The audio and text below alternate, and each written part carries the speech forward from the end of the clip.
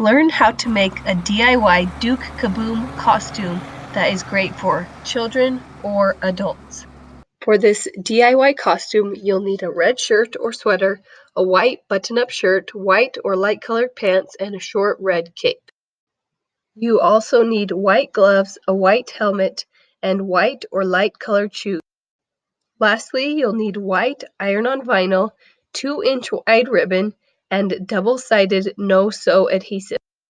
We are going to put the red ribbon on each side of the sleeves of the white shirt. So take your ribbon and you are going to measure the length between the shoulder seam and the cuff, and then cut your ribbon just about an inch larger so that you have a 1/2 inch seam allowance on each side. Then do the same for the other sleeve. I like to use the Heat and Bond Ultra Hold double-sided adhesive since it bonds fabric to fabric without pinning or sewing.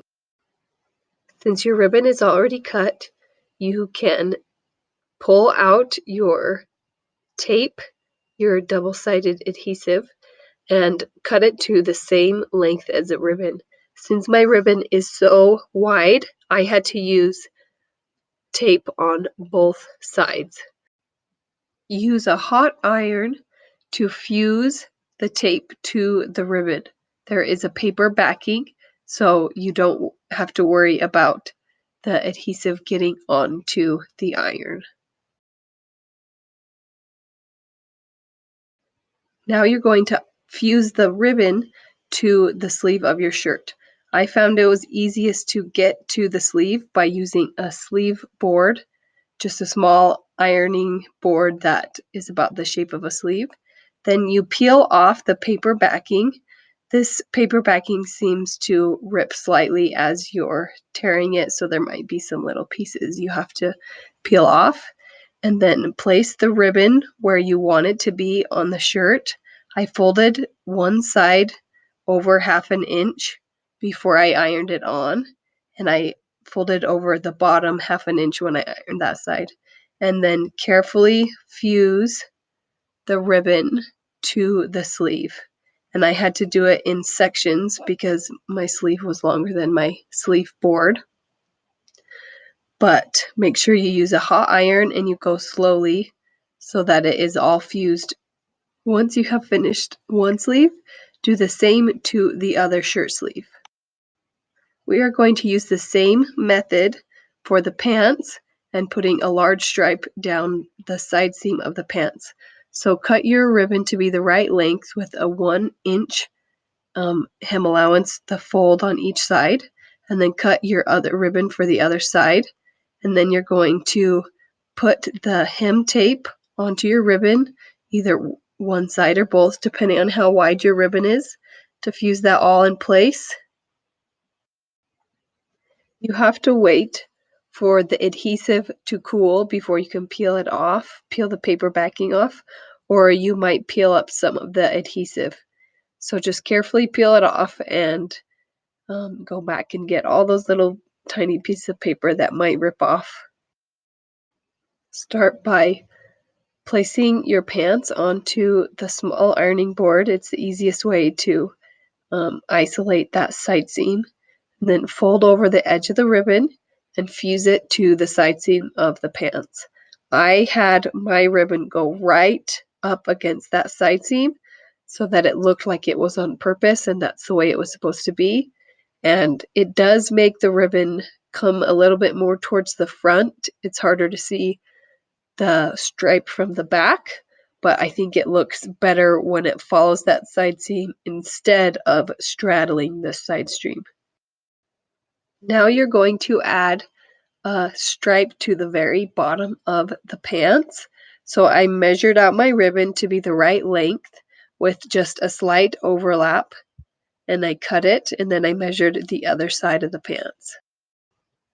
Also fuse your double-sided adhesive tape to both sides of your ribbon for that bottom stripe. Then fuse that stripe to the hem of the pants going over the side stripe. I started the edge of the ribbon on the inside seam, so I would have less bulk, and I had to fuse it in short amounts because of my small ironing board. When you get to the end of your ribbon, fold it over so that it matches up and iron it in place. Now take your white helmet and measure the same ribbon from the front with a little hem allowance to the back and cut it to be the right length. Make sure there's hem allowance in the front and in the back. Hot glue the ribbon onto the helmet. Now you need to cut out a maple leaf for the back of the cape. I'm using white iron-on vinyl. I'm placing it face down on the mat. And what I'm going to do is cut a maple leaf the full size of the mat, as close as I can get to the edges. Now, instead of weeding the outside around the maple leaf, I'm going to actually weed the maple leaf out because Duke Caboom has a red maple leaf for Canada with white around it. And so I copied that by creating the white outer part of the Canada flag or with the red maple leaf, and that's how I'm going to iron it onto the cape. Put your cape over an easy press mat or an ironing board and put your iron-on vinyl in place in the center of the cape, and then I used an easy press 2 to apply and fuse the vinyl to the cape. And since the iron-on vinyl is such a large piece, I had to do lots of different sections to be able to heat it all so that it was fused to the cape. Then I peeled the backing off of the iron-on vinyl, and it was the perfect Canadian-inspired Duke Caboom cape. To assemble the costume, put on the red shirt first and then the white shirt over top of it. Put on the white pants with the white shoes. Put on the white gloves and the helmet, and then put on the cape.